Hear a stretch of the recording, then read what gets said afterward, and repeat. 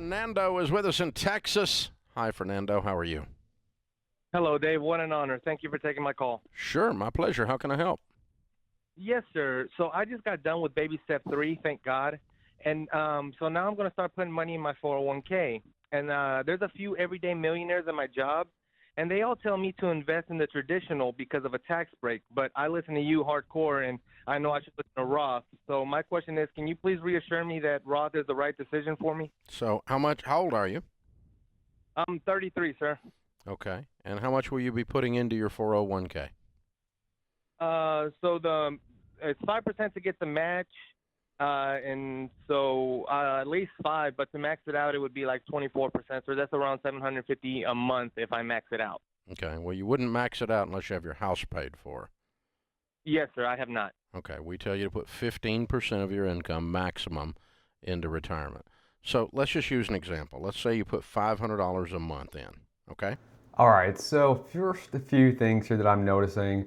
The first thing that I would ask Fernando, the age is a very important thing to know. Knowing how old he is very crucial. But the first thing I would know when it comes to a Roth versus traditional 401k question is how much are you making? That is the most important question really here next to the age is exactly what is your income? Because that's really one of the driving factors for determining whether or not you're going to be making an immediate decision of the traditional versus the Roth bucket for the 401k. So that's the first thing I would ask. So hopefully he does ask him here pretty quickly.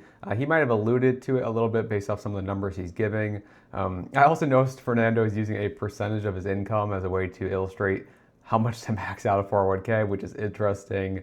And then also Dave here is talking about the baby steps and how he should pay off his house before maxing out his 401k. Again, that's not really something I subscribe to personally. I would rather be putting money into my, either my brokerage accounts or my employer-sponsored retirement plans before paying off a house if my interest rate was low enough. But again, there's different ways to do it. As long as you're doing something, it's still better than doing nothing. But I think the way we do it is more optimized. But again, let's go back to Dave here. He's just mentioned that he wants to do an illustration at $500 per month. Yes, sir. We'll use that as our example. We're going to start with nothing in there. You're 33, and we'll do this until age 63, which would be 30 years, right? Okay. Follow me? Okay. Yes, sir. So if you put $500 a month away for 30 years in a decent growth stock mutual fund, I have to put this in here again because I didn't do it right somehow. All right, let's try that. There we go. You'd have about $1,700,000. Okay? You with Okay. me? All right. And keep in mind that during that time you've put in $6,000 30 times. You've put in $180,000, but there's $1,700,000 in there. So we'll say you put in $200,000 and there's $1,500,000 in growth, right? Yes. Okay. In a traditional, you have paid taxes on none of the money. So you'll pay taxes on the entire $1.7 million. Taxes on that would probably be $400,000. Okay? Okay, so that is definitely a very strong statement to make. So when we think about this sort of nest egg that's going to be built up, the $1.7 million or so he said, in retirement, when you're not like just taking that all at once and then just getting hit with a massive tax bill, you're going to usually withdraw it slowly. You're going to fill up, those lower tax brackets to get to your effective, and then eventually your highest tax bracket, your marginal rate. You're going to have the standard deduction on top of that to reduce the taxable income. So you can't really just say you're going to have a $400,000 bill in retirement because there's people who build very large pre-tax, nest eggs, and they pay very little in taxes. Not only because of like the standard deduction, but because their tax rate is just naturally going to be low in retirement because they're not working anymore. I mean, think about it. You're in your highest earning years in your 40s, your 50s usually, and then in retirement you're not working, so it drops substantially. So if you're taking out money from your nest egg at a lower tax rate in retirement, you're not paying, a 25 or so tax rate. It's usually a lot lower than that, especially if you have good tax planning. So again, a strong disagreement there about the number Dave is using off the top of his head. And I think that's going to be probably the big issue here with this math is that he's just assuming or have this massive tax bill in retirement. Again, it's not framed correctly at the very least. Okay. In a Roth, you will have already paid your taxes on the 200 that you put in because it's an after-tax investment, and the growth, the other 1.5 million, is 100% tax-free. So when you get to retirement, you're either going to pay taxes on 1.7 million or you're going to have 1.7 million tax-free. The difference in this discussion is probably somewhere around $400,000. Oh, wow. Kind of makes sense, doesn't it? Okay, so the biggest part that he's missing here, and it is true that with a Roth 401k, when you take that money out in retirement as a qualified distribution, withdrawal, everything's done correctly. Yes, that growth and that's gonna be tax free. Those withdrawals are tax free, and that's amazing. That's the great part of a Roth 401k and also like a Roth IRA. The big part he's missing here is though with that traditional 401k, when you put that money in there, again, it's not getting taxed when you put it in there. The taxes are going to go out later in retirement. So you should have more to put in there initially because you're not going to be putting the exact same amount if you're investing the difference. So we'll keep letting Dave go here, but again, he's framing this very one-sided when it really should be looking at both sides of the equation here to give Fernando a more complete picture of the tax equation going on here.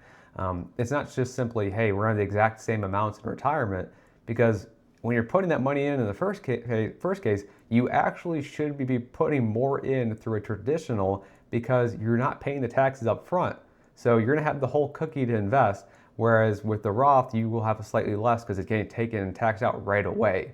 But again, you have to invest the difference. So that's a behavioral side of things. And if you're watching this video, if Fernando is calling to Dave Ramsey, I imagine he probably is one of those people that would do that.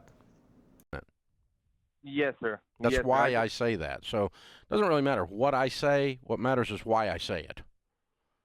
Absolutely. And so what you got to do is just figure out, okay, this is why. And so now you can make your own decision. Do you want 1.7 or do you want 1.3 after taxes? And, you can decide which one you want to do. But obviously, you're going to pick the big number. It's really not hard, So there's a lot of mathematical discussions around everything with the Roth that people don't think about. The actual facts are that people end up putting the same amount into a Roth that they would put into the other, even though it doesn't take the same amount of money to get there. Actually, it takes more money to get the same amount into a Roth because it's an after tax going in.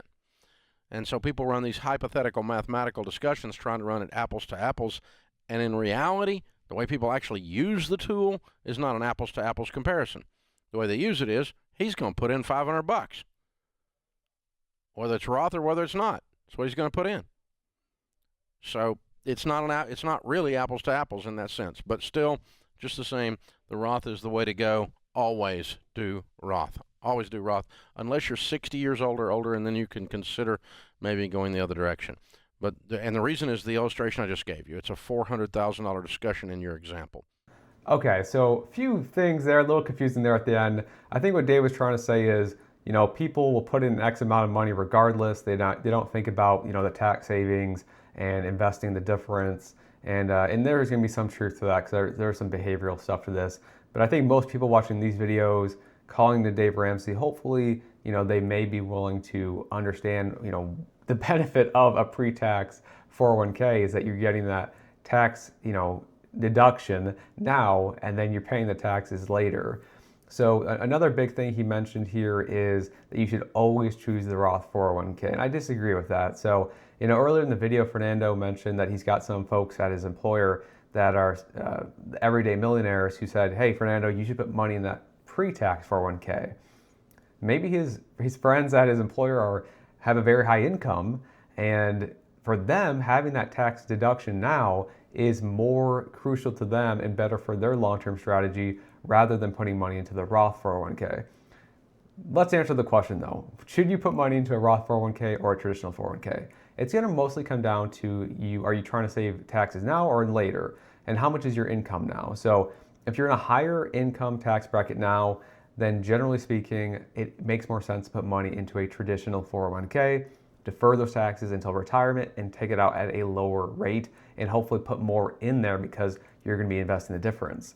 If you're in a lower tax bracket now, then the Roth 401k can make more sense because, that way, if you're not, the tax deduction isn't doing a whole lot now anyways if you're already in a low tax bracket. If you're not sure, maybe just try doing a bit of both. It's not going to hurt you that much to do a bit of both. But again, they both have benefits, they both have downsides.